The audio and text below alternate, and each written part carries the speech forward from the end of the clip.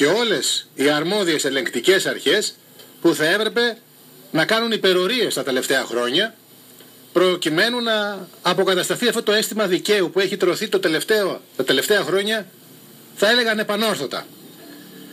Έχω τη χαρά να έχω στην τηλεφωνική μου γραμμή έναν πολιτικό από το 81, συνεχόμενα εκλέγεται μέχρι και σήμερα, καταγάλανο, νεοδημοκράτη, έτσι τον γνωρίζουμε όλοι, πρόεδρο του Ελληνικού Κοινοβουλίου επί σειρά ετών, διατελέσσαντα υπουργό σε πάρα πολλά υπουργεία, βουλευτή Β' Αθηνών, πρόεδρος της Ένωσης για την Πατρίδα και το Λαό.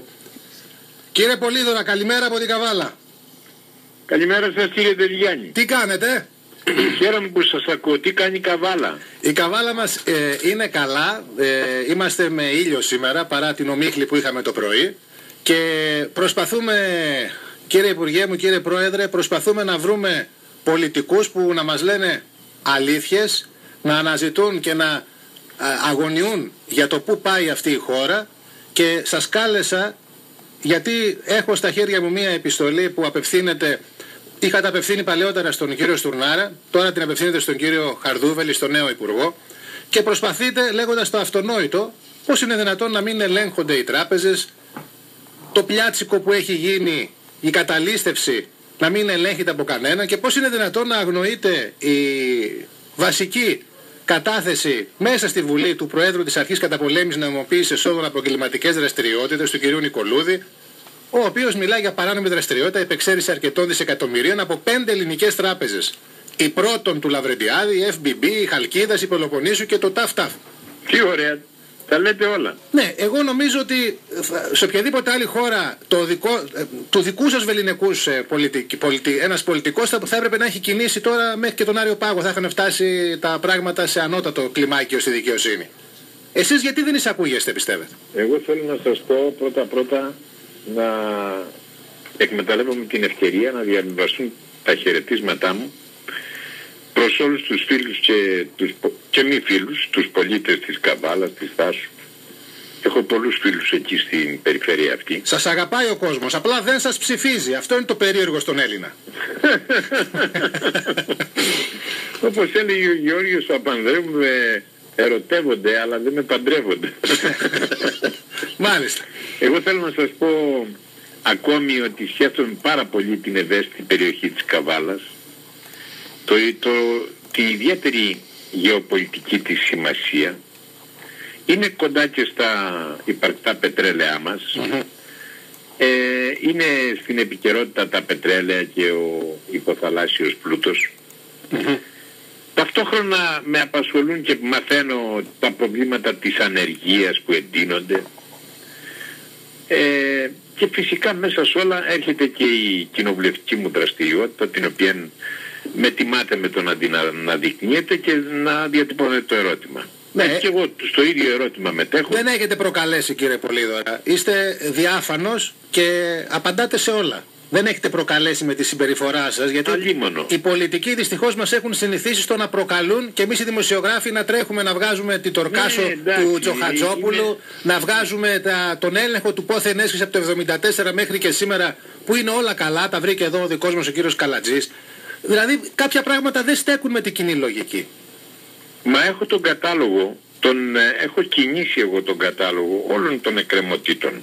Δηλαδή έχω κινήσει τη λίστα Lagarde, της offshore, της ΜΚΟ, την υπόθεση των 5 τραπεζών που είπατε, τα πάντα. Και τα εντάσσω σε ένα άλλο διπλανό θεματολόγιο, ότι δεν υπάρχει το δίλημμα ή Σαμαράς ή ΣΥΡΙΖΑ, υπάρχει και ο άγνωστος Χ, Δίνων Πολύδωρας ή όποιος άλλος, ένας κεντροδεξιός με δημοκρατικές ευαισθησίες, με μια συνέπεια λόγων και πράξεων, ο οποίος λέει δεν θα ψήφιζα ποτέ, και δεν ψήφισα, ενφιά. Δεν θα ψήφιζα ποτέ το πετσόκομμα μισθών και συντάξεων των αδυνάτων. Και σας ενημερώνω, κύριε Δελιγιάννη, διότι πρέπει να είναι ολόκληρες μελέτες, τις έχω. Δεν είχε ούτε δημοσιονομικό όφελος. Τώρα εξοντώνουν με την υπερφορολόγηση και δεν έχουν εισπράξει. Ξέρετε, να έχετε το νου σας και θα λάβετε σήμα από μένα μέσω της κοινοβουλευτικής διαδικασίας, αμφιβάλλω αν θα πάρουν εισπράξεις. Ούτε από το φόρο εισοδήματος, ούτε από το φόρο έμφυα, ούτε από τις ρυθμίσεις που κάνουν με τα κόκκινα δάνεια. Ορισμένοι ελάχιστοι θα εκμεταλλευτούν αυτές τις ρυθμίσεις με τα κόκκινα δάνεια.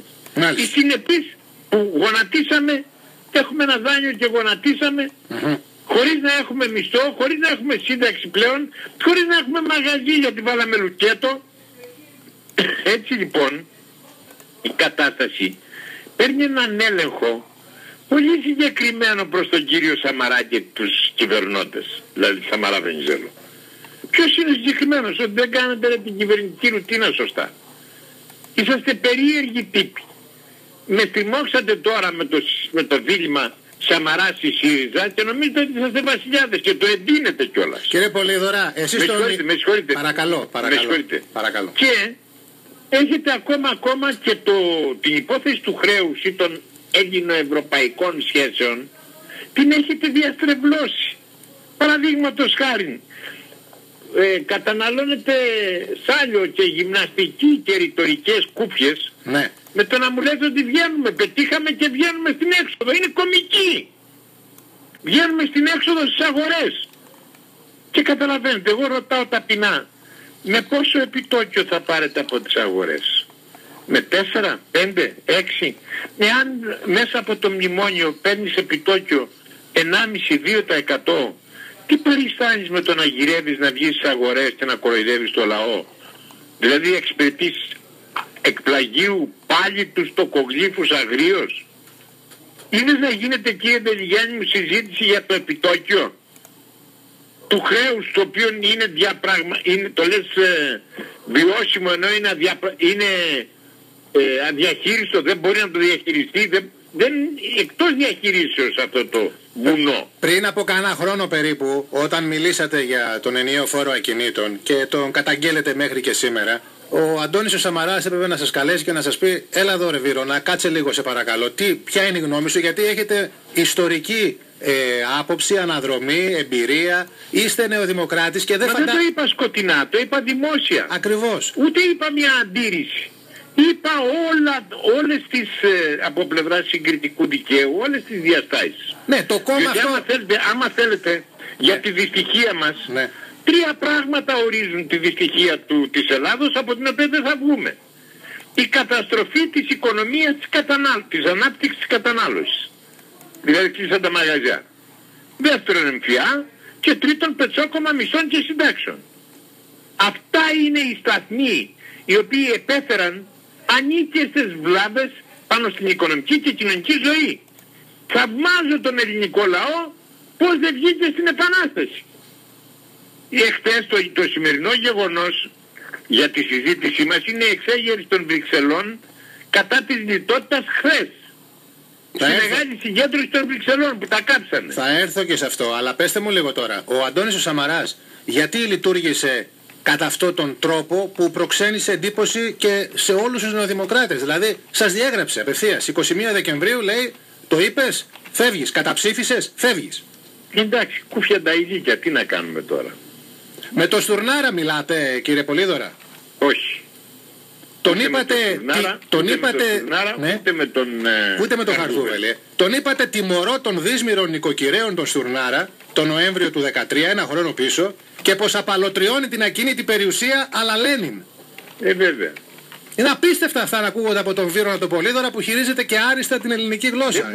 Δεν τους νοιάζει. Είναι προκλητική και στη λογική και στη ζωή. Ωραία. Εγώ αυτό που θέλω να σας πω, μισό λεπτό, παρακαλώ. Να σας πω ότι το πρόβλημα είναι όπως το θέσατε στην αρχή.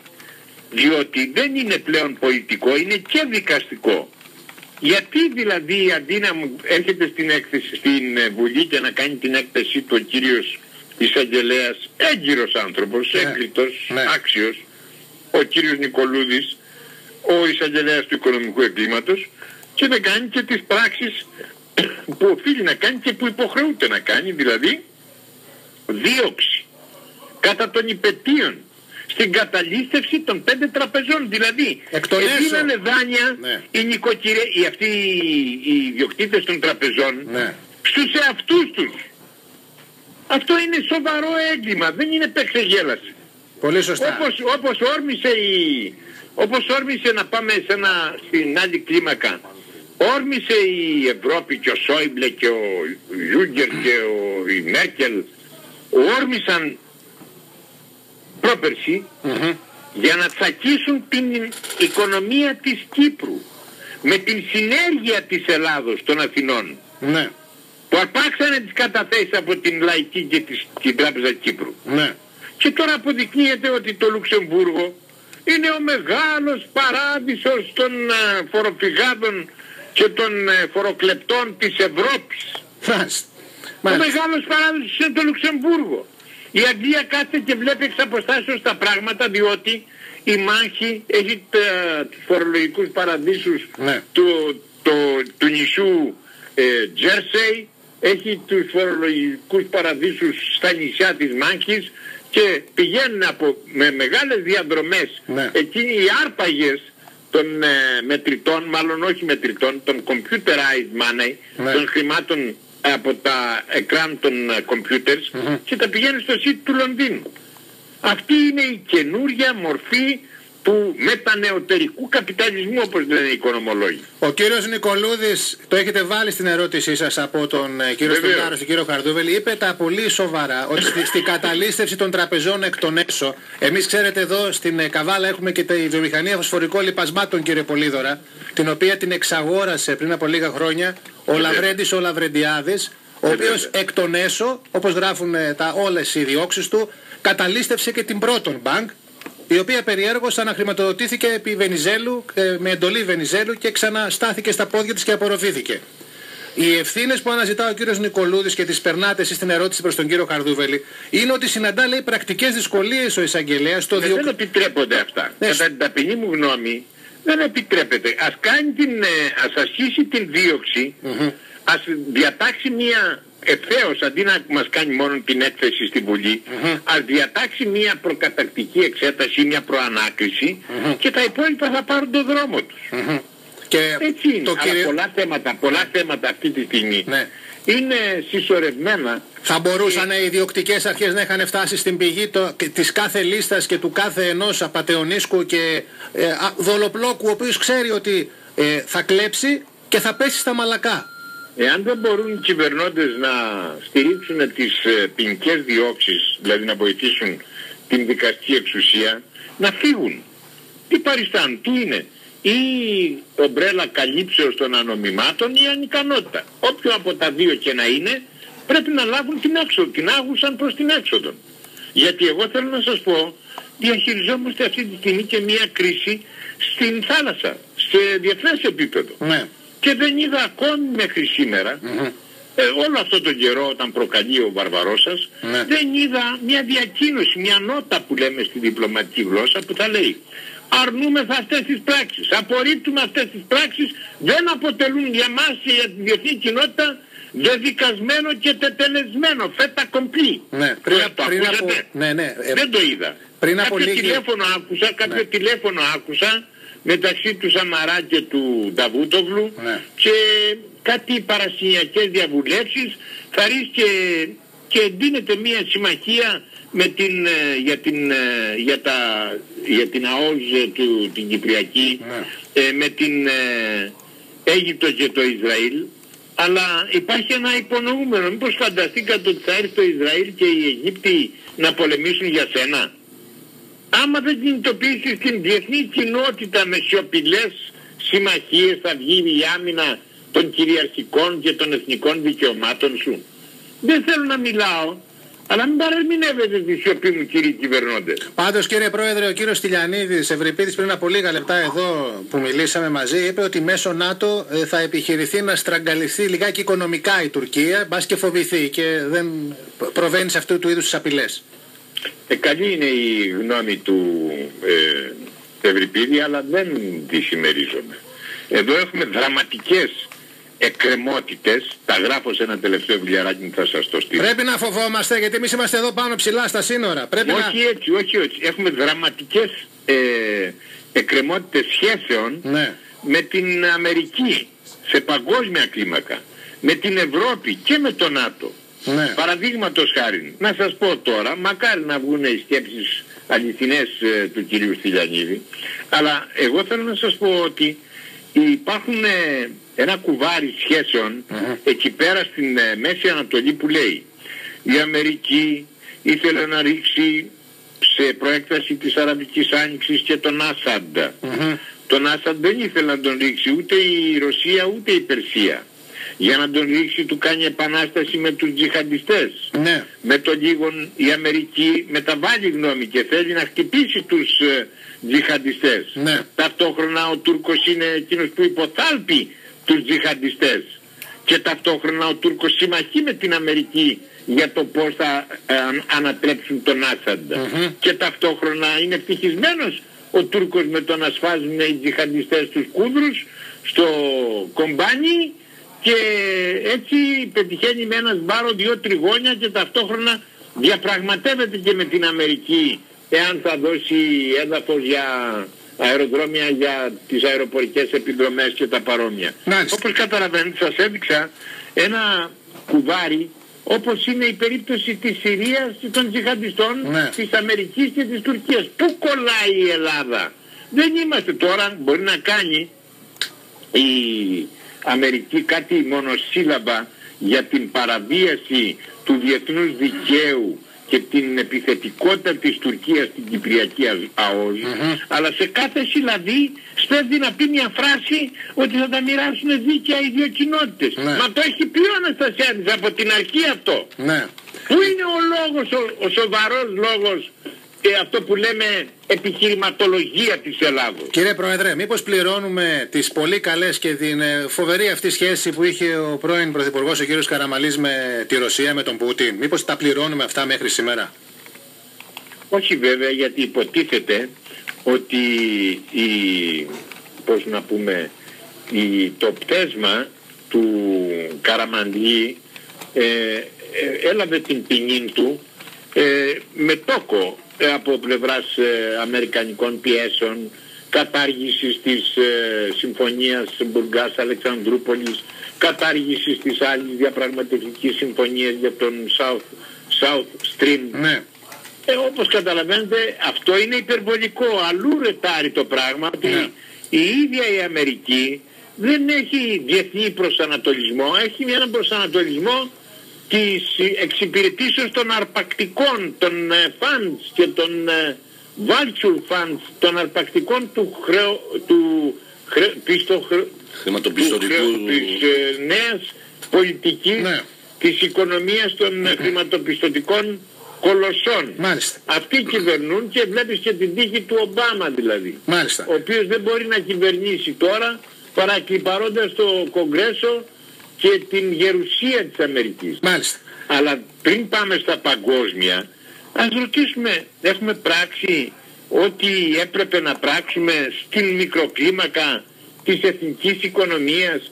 Πού ακούστηκε, έγινε τίποτα για την παραγωγή, την παραγωγικότητα? Μα τώρα σας ακούνε οι αγρότες, οι άνεργοι στην Καβάλα και στην περιφέρεια εδώ Ανατολικής Μακεδονίας. Τι να τους πούμε αυτούς τους ανθρώπους τώρα, ότι πρέπει να ανακάμψουν? Είναι τεράστιες οι παραλήψεις που κάνει η κυβέρνηση. Ναι, αλλά ακούνε από τα συστημικά μέσα, κύριε Πολύδωρα, γιατί δεν σας βλέπουν στο Μέγκα εσάς, ούτε στο Sky. Έχουμε χρόνια να σας δούμε. Ακούνε ότι θα βγούμε, θα πάρουμε το πιστοποιητικό, ότι θα έχουμε έξοδο, θα βγούμε στις αγορές, θα δανειστούμε. Να τα πιστέψουμε όλα αυτά? Όχι βέβαια, και ο τελευταίος πολίτης έχει μυαλό να καταλάβει ότι όλα θα κριθούν στην υπόθεση εάν μπορεί αυτή η κυβέρνηση να διαχειριστεί τα μικρά και τα ευρωπαϊκά. Ύστερα εάν μπορεί να διαχειριστεί τα εθνικά. Και καλύτερα να συνεννοηθούμε ότι μην νομίζει ο κύριος Σαμαράς ότι έγινε ξαφνικά κανένας παντογνώστης. Η υπόθεση της προασπίσεως των εθνικών και λαϊκών συμφερόντων θα γίνει συλλογικά. Εγώ είμαι μια γνώμη. Με ρώτησε ποτέ κανείς Σαμαράς για αυτή τη γνώμη. Θα σας ρωτήσει τώρα για τον πρόεδρο της Δημοκρατίας. Κάνατε και δήλωση χθες ότι αν βρεθούν οι 179, εγώ μπορεί να είμαι 180 στον αριθμό. Το βλέπουμε για να τους γκρεμίσω, το βλέπουμε για να τους διώξω, το βλέπουμε να δω το Μάρτιο τι ατμόσφαιρα θα υπάρχει. Αν φτάσουν αυτοί στο Μάρτιο. Μάλιστα. Εγώ σας λέω, υπάρχουν άνθρωποι οι οποίοι, ούτε και το κόμμα που έφτιαξα, έπρεπε να πάρει 10% για να ελληνότανε το θέμα το πολιτικό. Με την βία, με την οθεία, με τα κανάλια, με τους εκβιασμούς δεν πήρα, δεν με ψήφισαν. Θα κλαίω. Πέστε τα. Είμαι όμως μια γνώμη. Όχι, καλά ομιλείτε. Πέστε μου λίγο τώρα, τον Ιούλιο του 2013 χαρακτηρίσατε την Τρόικα πραγματικό εχθρό της Ελλάδος. Βεβαίως και σας συγχαίρω για το θυμό σας. Καλέσατε όμως και τη Νέα Δημοκρατία. Εδώ τώρα θέλω την απάντηση του Βύρωνα του Πολύδωρα που ξέρουμε όλοι. Καλέσατε να συνεργαστεί με τη Χρυσή Αυγή. Όχι. Δεν το είπατε αυτό. Εγώ θέλω συνεννόηση όλων των δυνάμεων εκτός από τους βουλευτές και την ηγεσία της Χρυσής Αυγής και φυσικά με τον διπλανό μου που ψήφισε Χρυσή Αυγή. Δεν εννοώ να τον κάνω να αγκυροβολήσει στην Χρυσή Αυγή σαν κόμμα κτλ.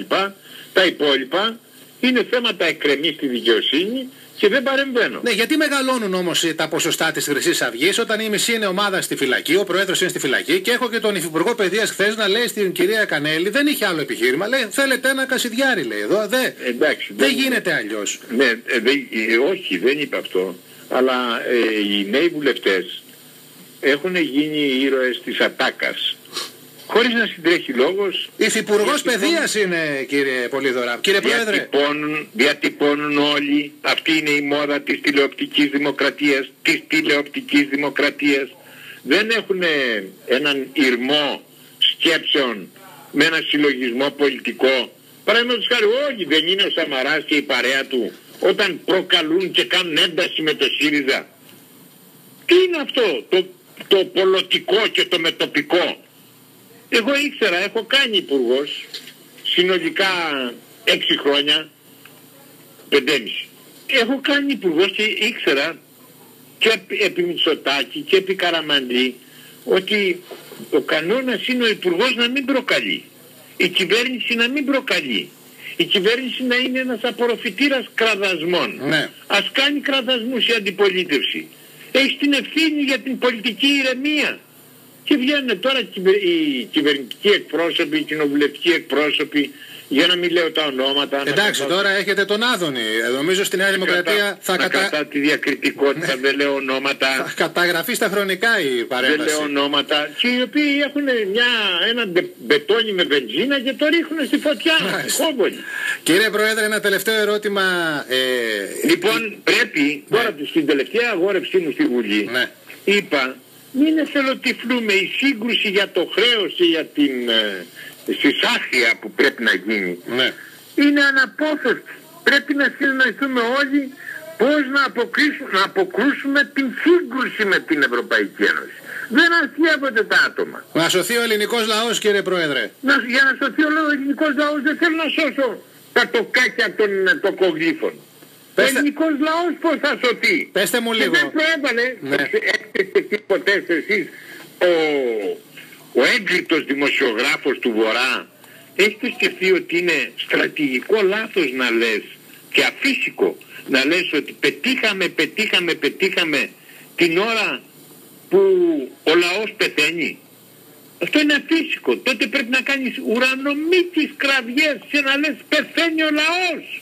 Είναι το έγκλημα, αν έχει γίνει από πολιτικό, έχει γίνει και από δημοσιογράφο μαζί. Γιατί εμείς είμαστε συγκοινωνούντα δοχεία, κύριε Πρόεδρε. Η δημοσιογραφία και η πολιτική. Δεν κάνω, υπάρχει λόγος. Δεν κάνω διάκριση της ευθύνης. Ναι, αλλά αυτό το κάνουν παίζουν... πρώτα ευθύνονται οι δίπλα, οι δημοσιογράφοι. Όταν έχουν εξαγοραστεί όλα τα μέσα των Αθηνών από εργολάβους και από συγκεκριμένα συμφέροντα, εγώ δεν μπορώ να διανοηθώ ότι μπορεί ο κόσμος να ενημερωθεί και το δικό σας κόμμα, Ένωση για την Πατρίδα και το Λαό, να μπορούσε να έχει καλύτερη τύχη. Όταν το κόμμα του κυρίου Θεοδωράκη εδώ στην Καβάλα δεν έχει κανέναν εκπρόσωπο και είναι στο 5% πανελλαδικά. Αυτό είναι δημιούργημά τους. Δεν θέλω τυφλό. Δεν ζω με ψευδαισθήσεις. Είναι προκλητικό δημιούργημά τους ο Θεοδωράκης. Γιατί λένε τώρα οι Βαρόνοι και τα συστήματα υποστηρίξεως, τα καταχώνια, λένε εγώ ό,τι θέλω κάνω. Παίρνω ένα δημοσιογράφο του βάζω σύστημα υποστηρίξεως, του βάζω ολοσέλιδα και σαλόνια στις εφημερίδες και δεκάλεπτα στην τηλεόραση και το κάνω βασιλιά. Προκαλούν. Άμα θέλει ο λαός να είναι φυτό, ναι, αφασία, ας είναι. Πέστε μου και κάτι ακόμα τώρα, γιατί προκαλεί και το ότι από το 1974 μέχρι και σήμερα ο Τζοχατζόπουλος και κάνα δυο ακόμα είναι μόνο αυτά τα ευρήματα του βαθιού, σε βάθος ελέγχου πόθεν έσχες που έγινε από την αρμόδια επιτροπή της Βουλής. Μα δεν φαντάζομαι ότι θα είναι το υλικό, το επίδικο υλικό, θα είναι στα ντοκουμέντα που ελέγχει η Βουλή. Τι ελέγχει δηλαδή στο πόθεν έσχες? Όταν ο Άκης το 93, το 96, το 98... Ελέγχει δηλώσεις και καταστάσεις. Εδώ κάθε ένας πρέπει, πώς να πούμε, ναι, υπεύθυνος άνθρωπος, ναι, να εξετάσει τις λίστες. Μα εκεί είναι το υλικό. Ναι. Έχουν φύγει στο εξωτερικό με τις λίστες Λαγκάρντ, θα το είπα στην αρχή, ναι, Λίχνεστάιν, της offshore, της ΜΚΟ, και είναι όλες στα φόρα. Άρα είναι τύπης αυτό που γίνεται με την Επιτροπή Ελέγχου Πόθεν Έσχες. Δεν πρόκειται να βγει τίποτα από την Επιτροπή Ελέγχου, γιατί στην Επιτροπή Ελέγχου είναι η κάτι νομιμόφρονος, εγώ που είμαι αρχαίος, δηλώνω την παράγκα μου, δηλώνω το σπίτι μου, δηλώνω τα λεφτά, τη μισθοδοσία δηλαδή από την Βουλή και λήψεις. Έτσι θα είναι όλοι. Κύριε Πολύδωρα, εκεί όμως που είναι, ναι, ο θησαυρός, ναι, και του εγκλήματος και των χρημάτων, ναι, τι γίνεται? Έχει αρμοδιότητα η Επιτροπή της Βουλής? Δεν έχει, είναι αυτοτελή θέματα. Αυτοτελή θέματα, μάλιστα. Κύριε Μάλιο, θέλετε να ρωτήσετε κάτι τον κύριο Πρόεδρο πριν τον αποχαιρετήσουμε?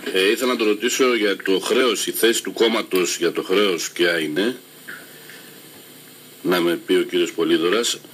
Και τη δεύτερη ερώτηση, έχετε πει ότι υπάρχει οικονομία, υπάρχει καταστροφή της οικονομίας της κατανάλωσης για τον ΕΦΠΑ και τις περικοπές μισθών. Εσείς δεν ψηφίσατε το πρώτο μνημόνιο? Στο πρώτο μνημόνιο, σας θυμίζω, ήμασταν στην εποχή της αντίστασης του Σαμαρά. Δηλαδή το αμάρτημά μου είναι ότι έκανα με τον Σαμαρά εκλογές. Στα Ζάπια. Όχι, ναι, λέω για το πρώτο μνημόνιο. Ναι, πιστέψατε ότι... Όχι, τίποτα. Πιστέψαμε, εγώ τις εκλογές τις έκανα, έχω κείμενα εκδώσει, ναι, κείμενα της εποχής, ναι, του 12, για την αναδιαπραγμάτευση, ξεχάσατε? Σωστό. Αυτή ήταν η θέση μας. Για την αναδιαπραγμάτευση και πηγαίναμε με 18 σημεία και πηγαίναμε αναδιαπραγμάτευση, οι περισσότεροι ενωμένοι για αναδιαπραγμάτευση. Και κατηγορούσαμε το ΣΥΡΙΖΑ σε τι διαφέρει από εμάς. Εμείς έχουμε την αναδιαπραγμάτευση. Τότε η ευθύνη μου που την αναλαμβάνω και ήμουνα όχι σιωπηλός, πάντοτε μιλούσα εντός του κόμματος.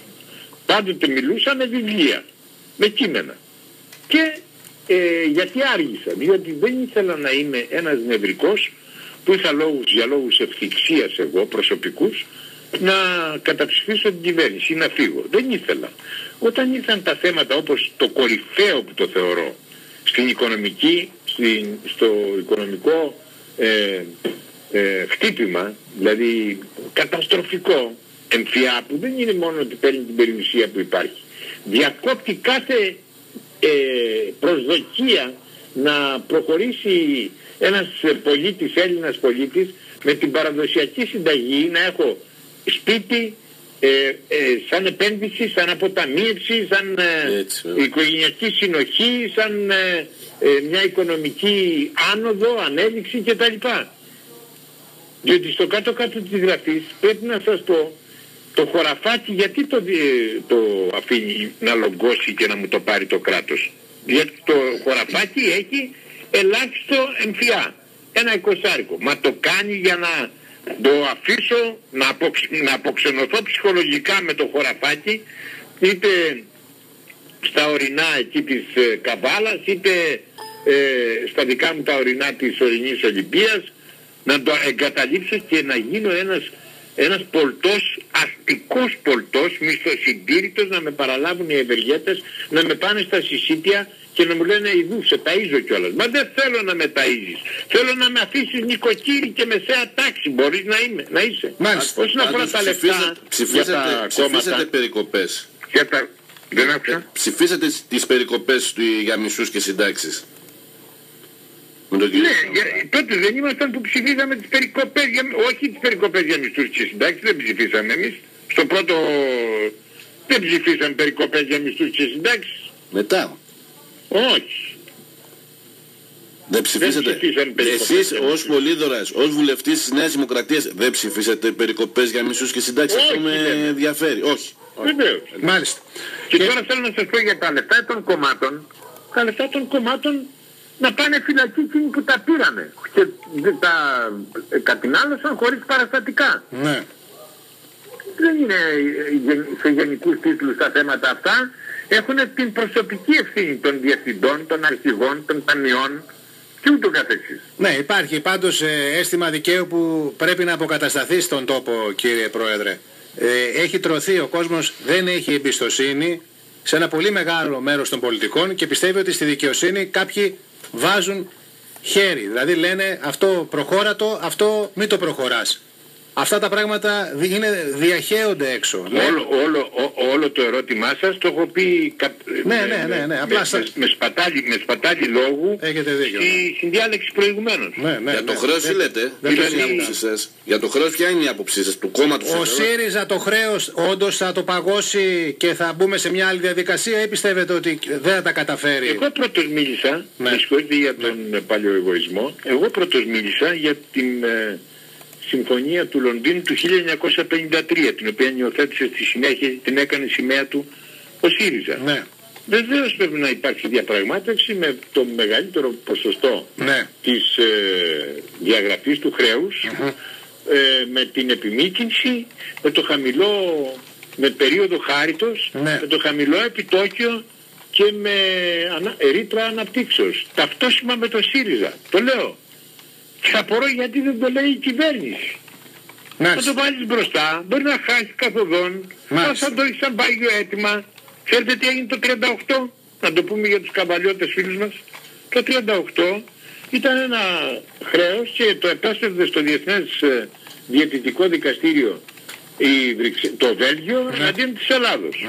Την άμυνα την ανέλαβε το 38 φυσικά ο Μεταξάς. Στέλνει τους δικηγόρους της Ελλάδος στο Διεθνές Διαιτητικό Δικαστήριο των Βρυξελών και επιβάλλουν ένα διπλό επιχείρημα το οποίο δικαίωσε την Ελλάδα και βγήκε η σχετική απόφαση του Διεθνούς Διαιτητικού Δικαστηρίου των Βρυξελών που λέει δεν μπορώ να πληρώσω να ανταποκριθώ στις υποχρεώσεις μου τις δανειακές προς το Βέλγιο για αυτό το ποσό, διότι θα μου πεθάνει ο λαός και θα αποδομηθεί η κρατική οντότητα. Ακριβώς.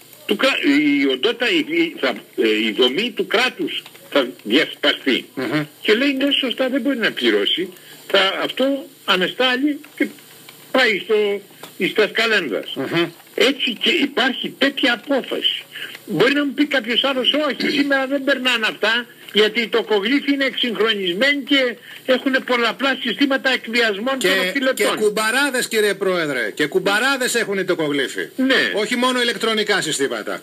Ηλεκτρονικά συστήματα και κουμπαράδες που υπονοείται. Έχω ένα συνταξιούχο της Ελληνικής Τροχέας, τον κύριο Βασιλάκη, που θέλει να σας απευθύνει ένα ερώτημα. Είναι απλός πολίτης, κύριε Πολύδωρα. Βεβαίως.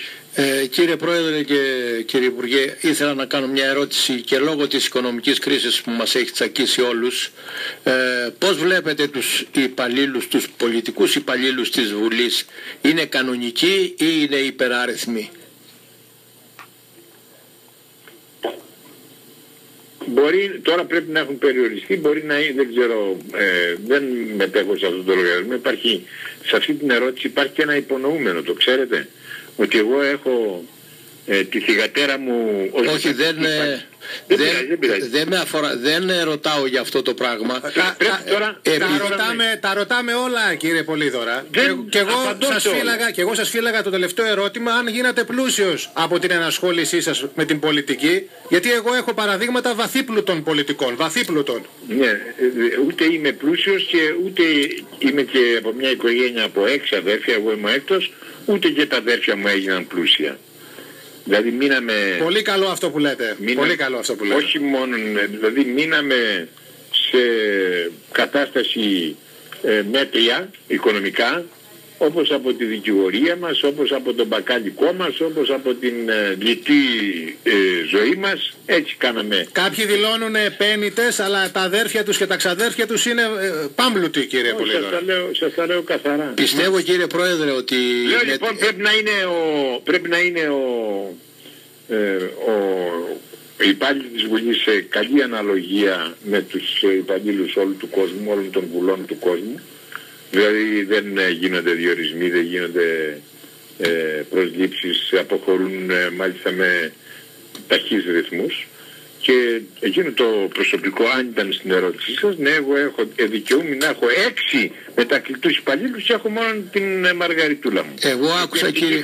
Την οποία την είχα και στο Υπουργείο Δημοσίας. Εγώ άκουσα, κύριε Υπουργέ, την είχα και ως αντιπρόεδρος και κανόνισαν τα υπόγεια του Μαξίμου να μου κάνουν εκστρατεία για να με αποδομήσουν. Κοίτα ποιος μιλάει, αυτός που διόρισε τη γατέρα. Δεν το κάνουνε, δεν το κάνανε. Εγώ άκουσα, κύριε Υπουργέ, ότι ο κύριος Μημαράκης, ο πρόεδρος της Βουλής, τους είχε μειώσει 100 μείον αυτούς τους υπαλλήλους που ήταν στη Βουλή. Βέβαια δεν ξέρω αν πραγματικά φύγαν αυτοί.